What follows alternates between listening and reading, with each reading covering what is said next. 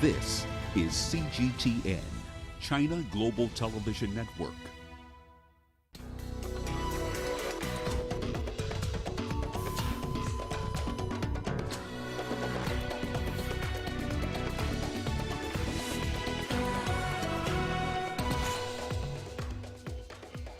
Nigerian President Muhammadu Buhari renews pledge to end criminal activities in the country amid reports of yet another mass kidnapping. Former President Laurent Gbagbo returns to Côte d'Ivoire after spending 10 years in the custody of the International Criminal Court.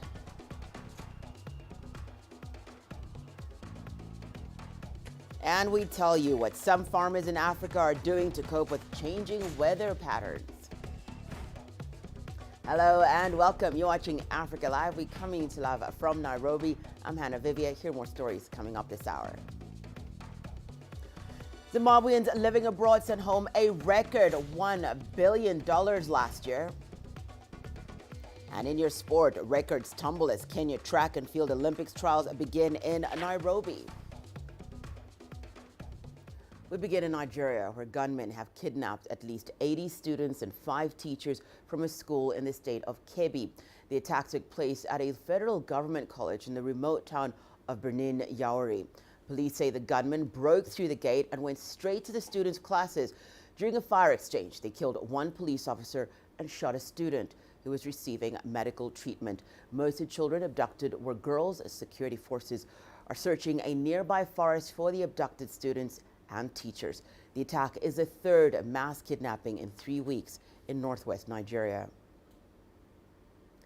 Well, for the very latest on that story, Desem Makinde now joins us from Jos. Thank you so much for joining us. Thank you so much for joining us, Desem. What more can you tell us about the latest abductions from this learning institution? Well, this is becoming a very, very worrying trend. It has become more like a trend now, especially in the northern part of the country.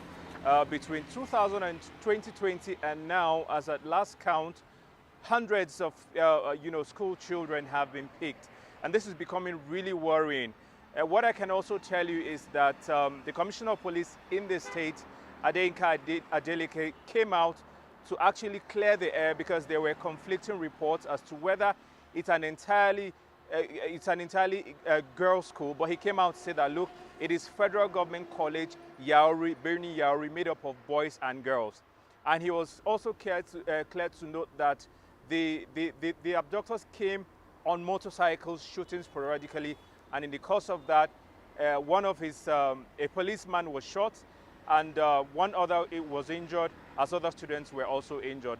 All those who are injured are receiving medical attention in hospital. But honestly, this is becoming, many people, in Kebbi State and of course in northern Nigeria and the country as a whole, are getting really, really disturbed at what is now gradually becoming what many describe as a trend. Desem, speak to us about what you're hearing about a ransom. Are we likely to see a ransom being paid to secure the release of the captured students? Well, this is unclear. It's even unclear yet whether contact has been established with the abductors who came and took away these students and, of course, 5 members of staff from Federal Government College Yauri. But I can also say that drawing inspiration from what has happened in the past, let's use Kaduna State, one of the states in northern Nigeria, precisely in northwest Nigeria, where banditry is also really, really high. A lot of ransom has been paid in that state. We had the government saying categorically that it would not pay ransom when students were kidnapped. But of course, parents of these students, bringing in emotions and all of that, put together heads and gathered money to pay ransom, which was in millions of naira. So whether or not ransom will be paid, I can't categorically say what the position of the government will be. But it's very unlikely that even if the government would not pay, parents of these students will just put heads together and see what they will do to have their children back and have them united with them. And of course, I think a lot of people would understand that is out of utter desperation to get their children back. But speak to us about kidnapping, targeting schools, and you also alluded to this, the high frequency at which it's happening now. What are authorities doing to put a stop to these worrying abductions, especially on the ground? What are you hearing is happening in a very practical way?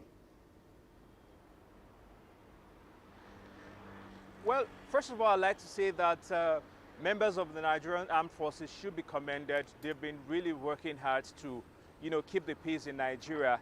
That's just one. But secondly, the President and Commander-in-Chief of the Armed Forces, Muhammadu Buhari, was in Borno State yesterday, the epicenter of insurgency in Nigeria, where he gave marching orders to the armed forces to ensure that they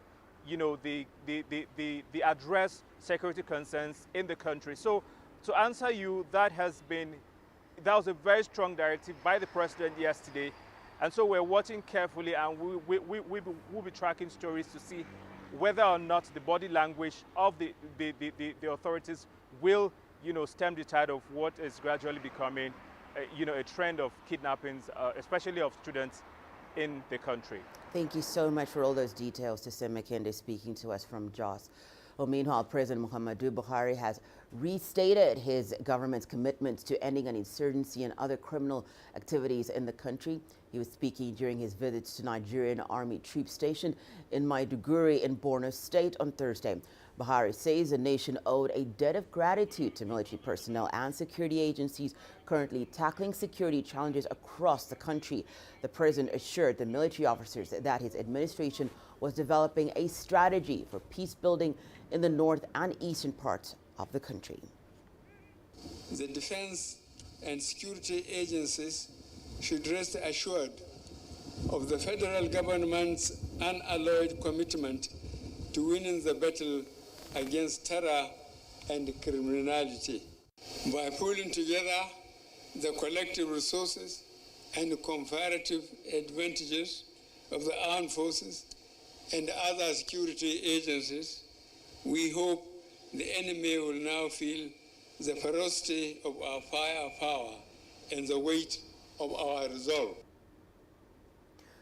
Well, turning to Cote d'Ivoire now, former President Laurent Gbagbo has returned to the country after spending the past 10 years in the custody of the International Criminal Court. He was eventually acquitted of crimes against humanity charges. His return comes after negotiations between his camp and the current government. He was welcomed by his supporters in the commercial capital Abidjan. Asatal has more. After 10 years in exile, former Ivorian President Laurent Gbagbo has returned to Cote d'Ivoire. This comes after the International Criminal Court acquitted him in 2019. He faced charges of war crimes and crimes against humanity for his role in the 2010 Civil War. The war was triggered after Gbagbo refused to leave office and concede defeat to the current president, Alassane Ouattara. I am glad to be back in Cote d'Ivoire and Africa. Despite his absence, he has remained an influential figure in Ivorian politics. A number of his loyal supporters were on hand to greet him at the airport. Security forces were deployed in Abidjan, with police firing off tear gas to disperse hundreds of supporters at Abidjan's airport. He's arrived, it's finished. Tomorrow will be a holiday. He came back, it's finished, it's finished, it's finished. Gbagbo's return comes after negotiations between his camp and the government of his successor, President Alassane Ouattara. Despite being acquitted by the ICC, Gbagbo still faces a 20-year prison sentence handed in 2019 after being charged with misappropriating funds from the central bank. While President Ouattara said his predecessor was free to return, it is not yet clear if the government will issue a pardon. Astatal, CGTN. Well, for more on that story, we're joined by Justin Doa from the Electoral Institute for Sustainable Democracy in Africa. He joins us from Abidjan. Thank you so much for joining us, Justin. What's your reaction to the warm reception that former President Laurent Gbagbo received on his return to Cote d'Ivoire? Yes, good morning. It's not surprising that Gbagbo received this warm reception because he has been viewed by his supporters like a martyr during the 10 years of trial and what he went through. And he's still very popular because people see him as a hero. And it was good to see that they turned in number to welcome him, even though the police, there were tear gas and some disorder, but it was good to see that he's still popular. What's the likely impact of Gbagbo's return in Ivorian politics? Yeah, we should see the impact in, it's like a twofold impact. First, you see the party of Laurent Gbagbo was deeply divided between his strong supporters called Hiego and the other people who kept one part of the party. So firstly, at the internal level, the arrival of Gbagbo will be an opportunity to put the two parts of the party together for unity. And the second impact will be national reconciliation, because the absence of Gbagbo was a real difficulty in terms of reconciling the Ivorian. From what you're saying, Justin, should we expect that the Ivorian authorities might allow Gbagbo to actively engage in national politics? I think the authorities have no choice. Gbagbo remained very popular. He's a strong leader. His party was divided, as I said, but the party will soon come back to unity. And he's a key player. We cannot avoid Gbagbo's participation in the political landscape. No, they have no choice, I think. Joe, thank you so much for that. Justin Dua from the Electoral Institute for Sustainable Democracy in Africa. Let's go over to Libya now, where a once feared military site has been transformed into a family relaxation area. The facility was previously seen as a symbol of Muammar Gaddafi's extravagant and capricious rule, but now locals in Tripoli can enjoy picnicking with their families there. CGTN's Tuli Shabalala tells us more. The military academy of Muammar Gaddafi's entourage of female bodyguards was a symbol of the longtime leader's rule. A decade ago, Libyans could scarcely have imagined picnicking at the key military facility in Tripoli. But the once feared site has now been transformed into a family relaxation area. We tried to create joy through art and colors, and people liked it. It is an excellent idea to have this place in the city center, as it wasn't right to have a military zone here, but having this park is much better. So may God bless whoever came up with this great idea. After the 2011 NATO-backed popular revolt, a succession of armed groups sought to take control of the strategic site. Authorities in Tripoli then decided to turn it into an outdoor public recreation zone 4 years ago. This is a great step, as our aim was to limit the spread of weapons and shut down all military camps inside the cities, and we succeeded. It was thanks to the people's awareness, the government's understanding, and the will and perseverance of Tripoli's municipality to meet the demand of its residents. The security situation in Libya has been slowly improving since a truce was signed last year by warring parties. The subsequent installation of a new interim government has been tasked with preparing the country for elections in December. Residents hope the move will see the country maintain peace and stability in the long run. Noktula Shabalala, CGTN. It's time now for us to take a short break. More news making headlines when we return, including we tell you why victims of Namibia's genocide are not happy with a landmark deal struck with Germany.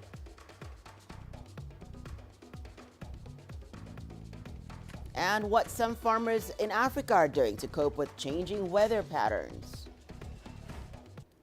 Nigeria is my home. 160 million vibrant, ambitious individuals constantly seeking the perfect self-expression.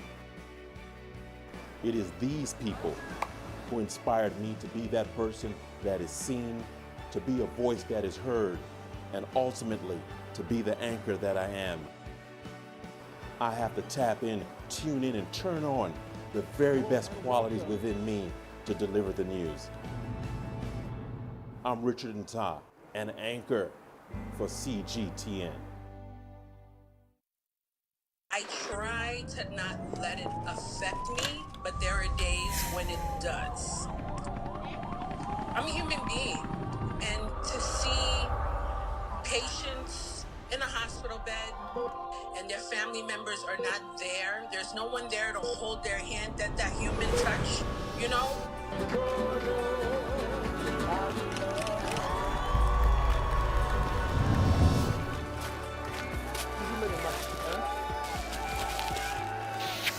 I just hope everyone can remember that the situation is not permanent and that everything will get better eventually.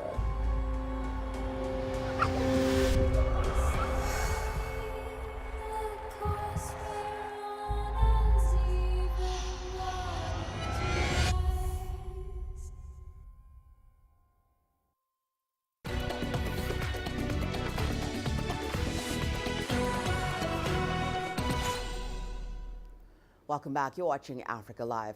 A conflict between farmers and herders in Nigeria has led to a significant number of deaths and destruction of property. President Muhammadu Buhari has now ordered a return of grazing rights awarded to herders in the 1960s as a way out of the situation. But climatologists have their concerns. Tessim Akende reports. Davo Choji is a farmer on the outskirts of Jos in north-central Nigeria. He says his farm, like several others, have suffered incursions by cattle and herders, which he says has been not only disruptive but threatening. Just last Sunday, the herders invaded my farm and other farms in the locality while we were in church. The herders go about armed. If you complain, they deal with you. We want the government to address this problem because just last month they killed one of us. It's really unfair. Davo is one of 70% of Nigerians who rely on subsistence farming for food. Herders say concerns raised by the farmers against them are unjustified. They say they are peace-loving and blame insecurity in northern Nigeria for driving them to grazing on farmed land. There are too many farmers now. It makes it difficult for us not to have issues with them because they have taken over our grazing routes. The authorities have a great task of addressing this issue. Amnesty International says more than 2,000 people were killed and several thousand others displaced in 2018 alone in the dispute over land. The United Nations says for many years, cattle herders and farmers have been in conflict over land rights. The Nigerian government previously warned that herders face arrest if they let their cattle stray into farms. President Muhammadu Buhari has approved the return to open grazing as a solution to the issue. Experts blame climate change for the pressures on both farmers and herders. They say cattle ranches, where the cattle are kept in one place, will be a better way to combat the issue. That so much things have changed within the years. And looking at the climate challenges around the world, the cattle, they are most sustainable if they are in one place. Moving from one place to another, it's causing so many challenges to other communities. What we're looking at for is create an environment or a system which is more sustainable for all of us and it benefits the entire people. The ranching system, according to the climatologists, will also lead to improved protein quality in beef, as the cows will be confined and given pasture and other requirements appropriately. But they want amenities such as schools, security personnel and hospitals provided in such places. Under such a plan, the hope is that conflicts between farmers and herders will be resolved, with all having more value from their toil. Tessim Akende, CGTN Jos, Nigeria. Well, the UK government is currently enacting several aid cuts. Among the programs affected are the neglected tropical diseases programs. Over $200 million of committed funding will be cut during this financial year. To take a closer look at the impact of this, we're now joined by Joy Rwando, the Director of Public Affairs at End Fund, a private philanthropy initiative. Thank you so much for joining us, Joy. Joy, what's the significance of this decision by the UK to stop funding NTD programs? Thank you so much for having me, Hannah. So I think the key thing to remember is that these diseases have been there for thousands of years, and they disable, they debilitate, and they cause early death if left untreated. And 1.7 billion people globally are affected by these diseases. But the reality for Africa is that 40% of that global burden is Africa. With the recent aid cuts, this translates to over 150 million pounds removed from the NTD sector. And this is an amount that was already committed, which we were anticipating to be spent between April this year and March of 2022. The result of that is over 250 million treatments are now no longer going to be able to take place as we speak. They're in jeopardy. Over 180,000 disability-preventing surgeries are at risk. And then the bigger issue for me is that a lot of the drugs that are required for treatment of these diseases are donated by pharmaceutical companies. So we have a lot of those drugs actually sitting in African countries. But now these drugs are at risk of expiring because the funds that would have been used for distribution and for logistics and ensuring that the treatments take place are no longer available. So we have really burning issues across the continent in many African countries, the likes of Ethiopia, Nigeria, South Sudan, and many more. Joy, this is sounding like quite a dire issue, especially when you say the money had already been allocated and now we're going to really see the impact of that, you know, with it being withdrawn. But now how can the funding gaps after the exit of the UK be met to ensure entity initiatives continue? And I would imagine that right now time is of the essence. You're so right, and time is of the essence. So forgive me for being an eternal optimist. I do think that this presents an opportunity for Africans to rally together, to actually galvanize action in response to this imminent threat. We've, for a long, long time, spoken about the need for homegrown solutions to Africa's challenges.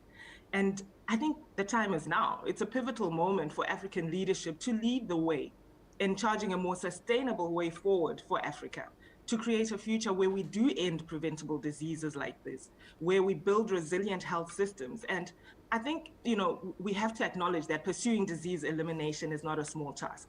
It will require active involvement of business leaders, of African philanthropists, of private sector within Africa. I think it's really just the time for us to put all hands on deck and step up and act.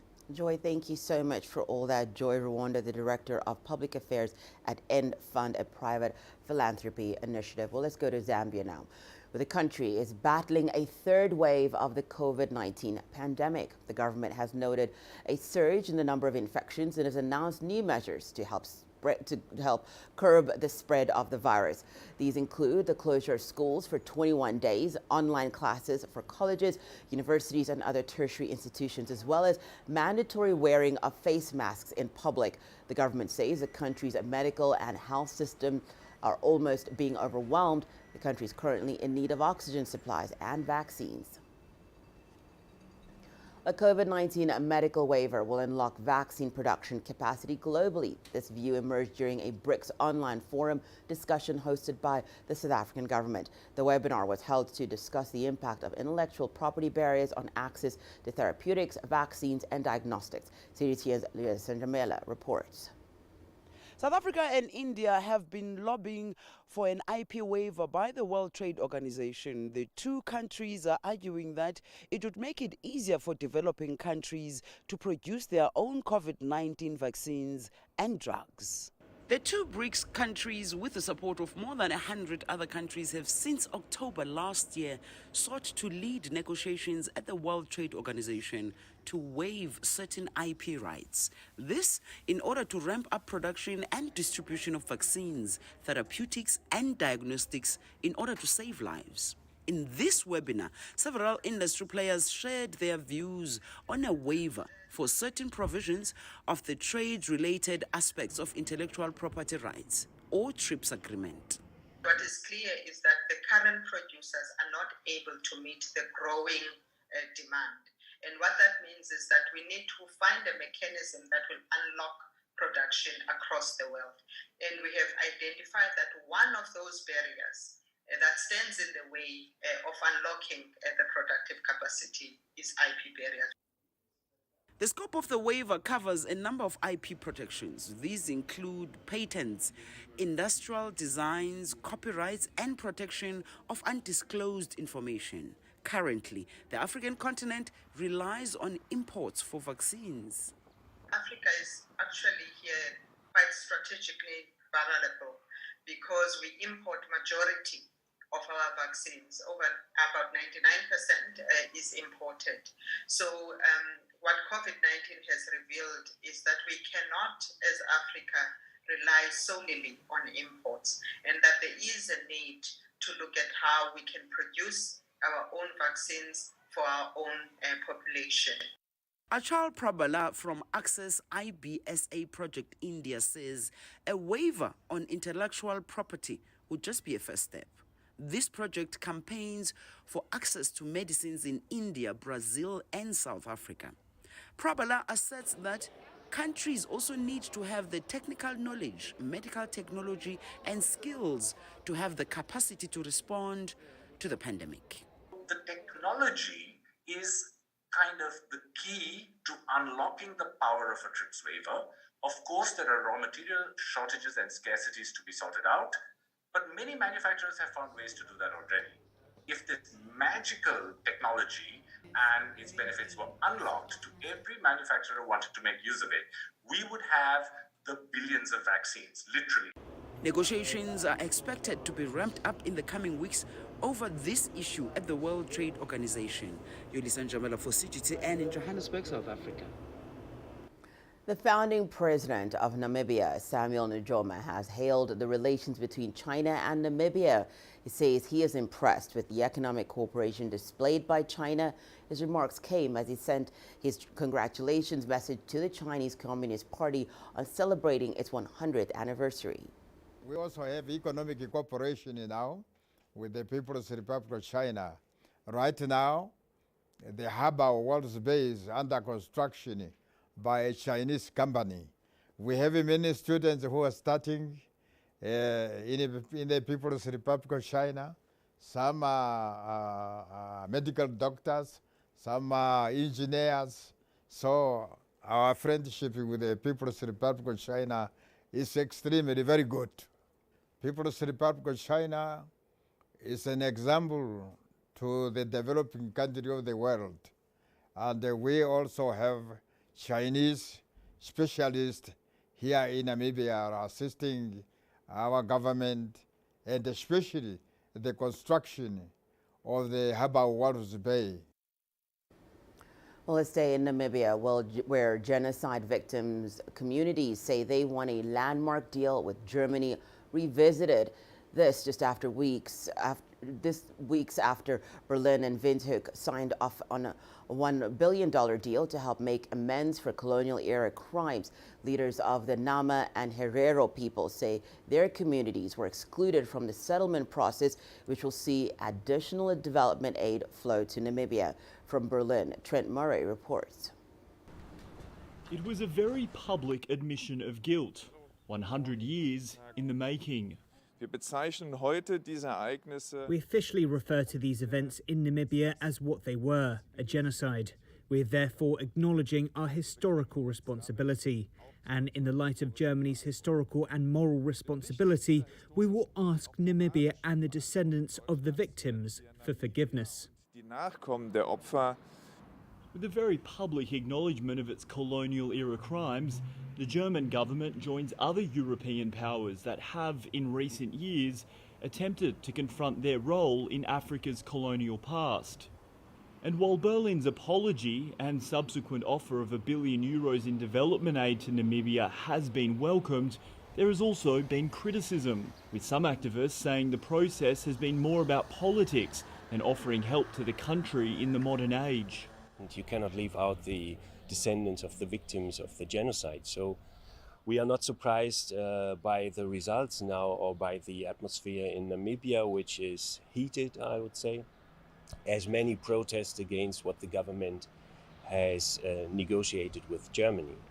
And not only about the results, but also about the fact that they did so without the representatives of the majority of the Nama and Herero people.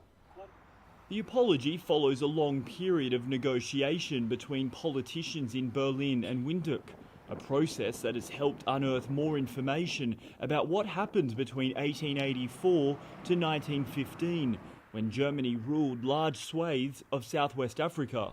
There is some hope that the acknowledgement of genocide in Namibia could have a long-term impact here in Germany, with some experts saying it could well be a moment for many more Germans, including school children, to learn about their country's colonial past in Africa.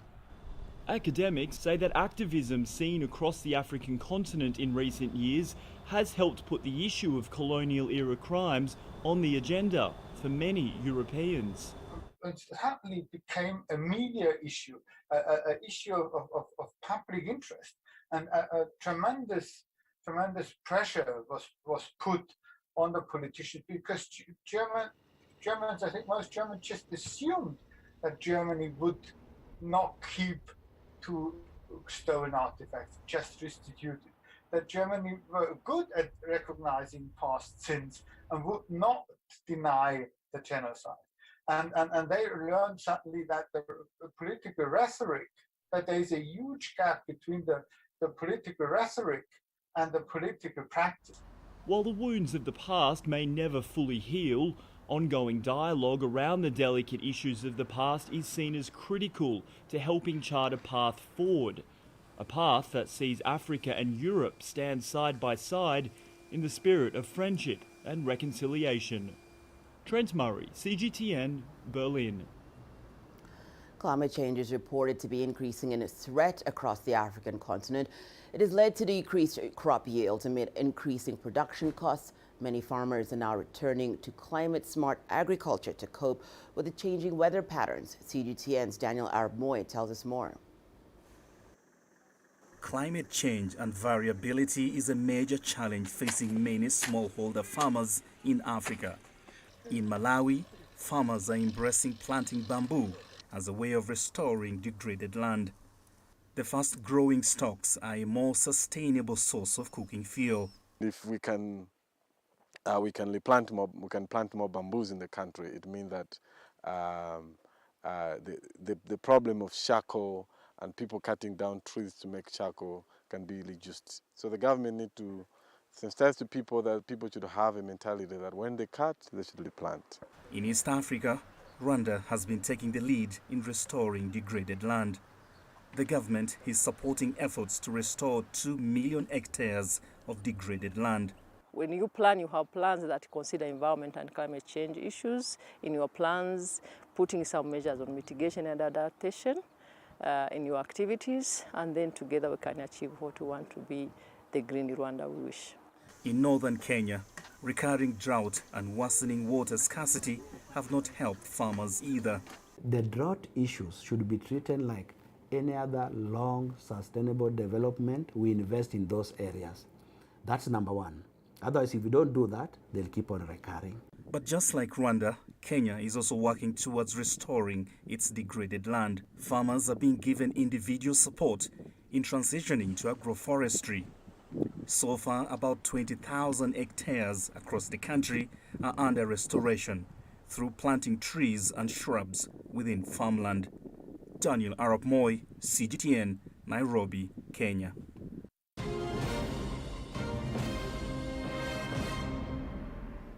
Well, here's a quick reminder of our top stories. Nigerian President Muhammadu Buhari has restated his government's commitment to ending an insurgency and other criminal activities in the country. He was speaking during his visit to Nigerian army troops stationed in Maiduguri in Borno State on Thursday. In the latest breach of security, gunmen have kidnapped at least 80 students and 5 teachers from a school in the state of Kebbi. In Côte d'Ivoire, former President Laurent Gbagbo has returned to the country after spending the past 10 years in the custody of the International Criminal Court. He was eventually acquitted of crimes against humanity charges. His return comes after negotiations between his camp and the current government. He was welcomed by his supporters in the commercial capital, Abidjan. And in Zambia, the country is battling a third wave of the COVID-19 pandemic. The government has noted a surge in the number of infections and has announced new measures to help curb the spread of the virus. These include the closure of schools for 21 days, online classes for colleges, universities, and other tertiary institutions, as well as mandatory wearing of face masks in public areas. Well, those were our top stories for the hour. Let's now take a look at what's making headlines in the world of business. Zimbabweans living abroad sent home a record $1 billion last year. You don't find the stories of North Africa by sitting on the sidelines. You've got to get out, go there, and you'll find them. In the bazaars of Casablanca. among the crowds in Cairo who come to visit Cairo, the ancient capital of Egypt. Along the waters of the Nile, along the sands of the Sahara.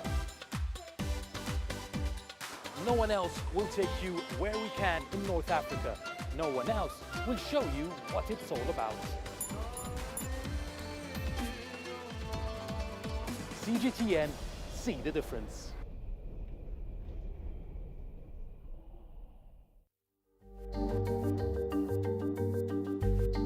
Africa Live.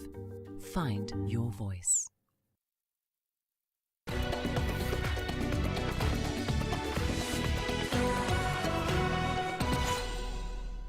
Time now for the latest in business. Kenya has raised a $1 billion 12-year Eurobond at a yield of 6.3%. The country's finance ministry says the offer was oversubscribed 5 times with offers of $5.4 billion. This note is the first new offer from the East African nation in 2 years and is due to mature in 2034. Kenya is estimated to spend $8.8 billion servicing debt in the fiscal year ending in July. Debt service costs are forecast to rise by 21% in the 2021-2022 fiscal year. Well, over in Zimbabwe, it's estimated there are more than 3 million Zimbabweans living and working in the diaspora. Many of them send money back home regularly, and those remittances surged to a record $1 billion in 2020. That's nearly double what it was the previous year. CGTN's Farai Mwakatuya picks up the report from Harare. In 2016, Takwana Charanini started a service for people abroad to send airtime back home. It has since expanded into money transfers, some of which are the difference between life and death. Sometimes it's for happy moments like weddings, sometimes for birthdays, and sometimes it's for critical issues where somebody is being told that they can't get admitted into hospital up until they pay. So we've got what we call the only company that does home deliveries in Zimbabwe, and our delivery sort of destinations range from home, office, and sometimes to hospitals where you're told somebody needs oxygen. The agency's exponential growth is indicative of the surge in homeward transfers. On a monthly basis, we're moving millions now. So for a very young company to come into this space and do what we're doing, it's unheard of. Diaspora remittances totaling $1 billion were the country's second largest source of foreign currency in 2020, second only to platinum. The flow does not look like it will recede anytime soon. Statistics from the central bank indicate that just over $411 million was received from Zimbabweans abroad during the first 4 months of this year, up from $221 million during the same period in 2020. The multiplier effect for that particular increase in terms of household income goes to demand for fast-moving consumer goods. It means that Zimbabweans in diaspora are positively playing a part in economic development, especially when you look at real estate sector, buying machinery in various economic sectors. Then also lastly, which is very important, there is actually a surge in terms of remittances that are being directed towards the formal system in the country, as opposed to the informal channels that were being used in prior years. Government has developed a diaspora policy to encourage its nationals abroad to invest in capital projects and key sectors of the economy. Farai Mwakatuya, CGTN, Harare, Zimbabwe. The Tanzanian government says it has approved the exportation of mineral concentrates. Exports of the concentrates had been suspended since 2017 due to allegations of theft and fraud. CGTN's Isaac Lukanda reports. Containers of gold concentrate being exported will once again be a familiar sight at the port of Dar es Salaam. A clearer permit system has given the government confidence to resume exports. Non-disclosure by mining companies had forced a ban by the government. In the beginning, we were told that there was one type of mineral, gold. But following investigations, we discovered that we have 5 different types of minerals. So through the state company, we will now sell all 5 of them, unlike in the past. But secondly, once we have the sand and inspect it, we will sell it within the country. In 2017, the government withheld 227 containers of concentrates with around $280 million worth of gold following a tax dispute with Tanzania's largest mining company. With more checks in place, industry players now believe tax evasion in the mining sector will be harder to pull off. It's no longer the Tanzanian revenue alone. There is defense and security committee involved as well, so it's more eyes. What has changed, if you ask me, now the government has got more information and yes, getting what's right for it. The ban on the export of concentrate came after changes in the country's mining laws in 2017. Among other things, the new laws imposed higher taxes on mining companies and enabled the government to get higher stakes in mining companies. Mining contributes 6.7% to Tanzania's gross domestic product and earns the country over $1 billion annually. The government's stated goal is to raise this figure to about 10% by 2025. Mining companies say the lack of processing capacity in the country was the main reason behind the export of mineral concentrates. With the recent launch of Tanzania's first gold refinery, the country hopes to earn more from its mineral concentrates. The copper concentrate, mostly called makinikia, had value in it, and the locked value was the gold content. Most of it will be copper, but if you compare the price of copper and gold, they're 2 miles apart. So to get the gold contained has to be refined. The government says it's not just monitoring the export of concentrates, but other minerals as well. It's hoping that closer scrutiny will allow the country and its citizens to bask in the glow of its mineral wealth. Isaac Lukando, CGTN, Dar es Salaam. And now for some great news from Botswana. The country's diamond firm Dipswana has unearthed the third largest gemstone in the world. The 1,098-carat stone was found earlier this month. It is 73 millimeters long, 52 millimeters wide, and 27 millimeters thick. The biggest diamond in the world was discovered in South Africa back in 1905, the second largest in northeastern Botswana in 2015. Officials say the discovery has come at a time when the nation is in great need after a slump in diamond sales last year resulting from the coronavirus pandemic. Well, in Kenya, tea is one of the top foreign exchange earners. In 2020, the revenue from tea exports exceeded over $1 billion. But according to a recent report by British charity Christian Aid, Kenya's tea production is under threat due to climate change. What does this mean for the tea farmers, and what measures have been taken to tackle the trend? CGTN's Bella Oro has that story. For the past 50 years, Robert Rop's 1.5-acre tea plantation is the only revenue source for him and his family. But climate change is the new threat to his livelihood. Tea is what has fed us since we were kids. When there is drought, tea doesn't grow because it needs a lot of water. When you use fertilizer and there's drought, it burns the tea bush. In Kenya, around 3 million people depend on the tea industry directly or indirectly. In Kericho County alone, 600,000 small-scale farmers run family-owned tea farms. According to a United Nations survey of 700 growers in all 7 of Kenya's tea regions, farmers observed changes in rainfall patterns, distribution, and reduced yield tied to climate change. These impacts of climate change affecting the nutritional value of tea, affecting the flavor, and also causing reduction in its growth. And this will mean that the economic impact, because tea is a cash crop that is exported, economic impact will be felt at the community levels and in people's pockets. Staff at the Tea Research Institute seek to come up with new varieties that can adapt to harsh weather conditions. Yeah, what we're doing to assist our farmers to survive climate change is, number one, to practice agroforestry within their farms. That is to go for trees, and we are advising them which trees to go for. Fix nitrogen and also ameliorate the hot weather or rather unfavorable weather conditions. According to the report, Kenya is likely to see the areas with optimal tea growing conditions shrink by 25%, as the average annual temperature is projected to rise by up to 2.5 degrees Celsius between 2020 and 2050. Beryl Oro, CGTN. Time for a short break. When we return, we'll look at the 8th International Festival for Drums and Traditional Arts in Egypt. I consider him the epitome of Zambia.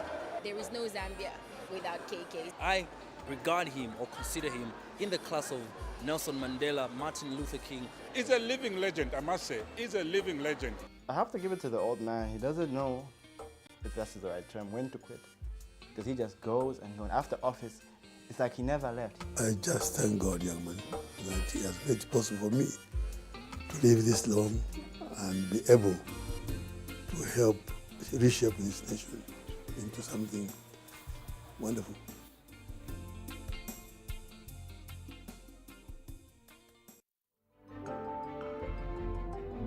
Africa Live. Find your voice.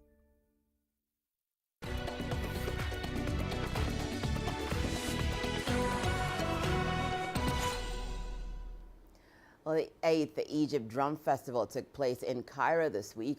Groups from Egypt and other countries performed their music and showed off their talent in playing the drums.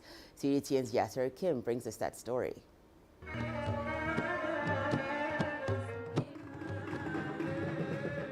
The drums are back is the slogan this edition, after a one-year absence due to the coronavirus pandemic restrictions. The music festival usually takes place in the streets, but this time it's hosted by venues including Beit Sinneri Culture House to guarantee health measures are adopted. The festival was postponed several times because of the coronavirus, and many countries couldn't participate this year because of the pandemic and flight suspensions. One group that managed to make it to Egypt is from Indonesia and has entertained the guests with its own show. This is very important participation for us, for Indonesia especially. We always participate from the beginning of this festival, and this year is very special because during the pandemic, people are, willing to see something that, can be entertaining for them. So this is a great chance for us to participate because we're so happy that the festival is finally back again. And fans have enjoyed the spectacle. The festival is wonderful. I come here every day and each day is as good as the other. The bands are very good. Every time it's different and creative with new shows that are attractive. The Egyptian Oriental drums were also on display, but this year was unique with a female drums group called Tablet Sit, or a woman's drums.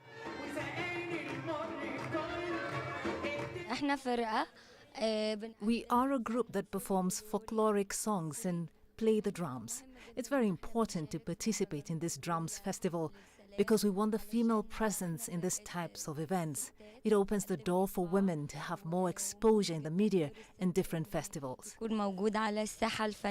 Music continues. Organizers hope next year they will be back to entertain their fans outdoors in Cairo streets. Yas Hakim for CGTN, Cairo. Sport news is coming up after the break, including records tumble as Kenya Track and Field Olympics trials begin in Nairobi.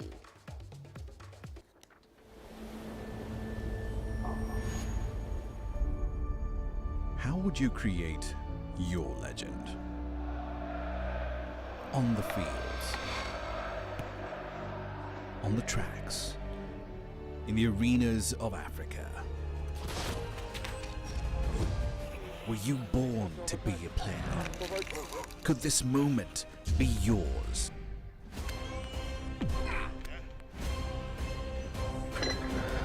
Sports Scene. Find